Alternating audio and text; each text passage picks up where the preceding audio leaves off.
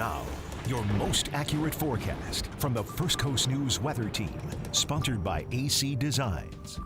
Free, folks, free. Goes on till about 7 p.m.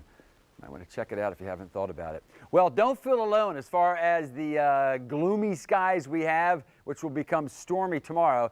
This storm system, which is still intensifying, and probably doesn't take a meteorologist to say, here's where the lowest pressure is. In fact, the pressure will continue to drop, and eventually, as it goes right through the St. Louis, Chicago, and into Canada, it will have the barometric pressure tomorrow of a Category 2 hurricane.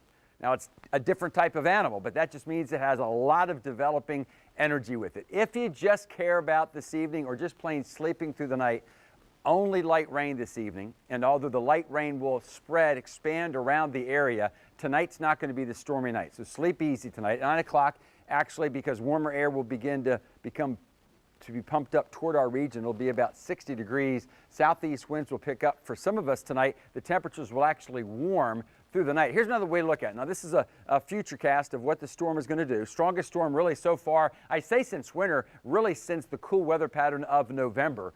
The core is going to move right about like this. This is the ice, the snow, blizzard conditions up north. And then on the warm side, and this is going to cause flooding rains because these rains are going to pour over areas that had snow just a few days ago. That's where the strong winds will be, from the Keys all the way up to, well, Buffalo for that matter. As far as what it all means for the First Coast, and by the way, this system is on the move, generally speaking, here's what we're looking at. Warm temperatures, the highest risk of gust over 60, 1 to 7.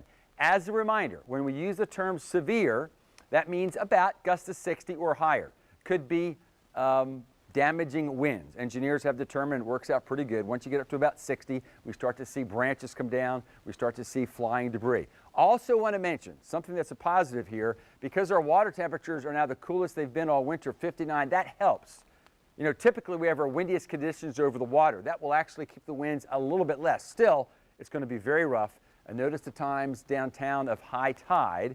I do expect some splash over on the river wall at Memorial Park earlier in the day, and then River Road later in the day. Okay, highest risk of tornadoes. Baker, Union, Bradford, and Columbia County between 1 and 4. Even without tornadoes out there, you could have gusts to 80, and you'll have some of the heaviest rain. Second in line as far as risk of tornadoes, Ware, Brantley, Pierce, Charlton counties, and gusts to about 75 miles per hour. For those of you in Glen, Camden, and Duval, as far as tidal waters, only 2 feet, but still maybe some splash over St. Mary's and then the coastal areas, especially up around Glen County. In Duval, our stormiest weather between 2 to 5. So I want to emphasize that. Although schools in many areas, not all, are going to be closed all day, this is when we expect the worst of the weather.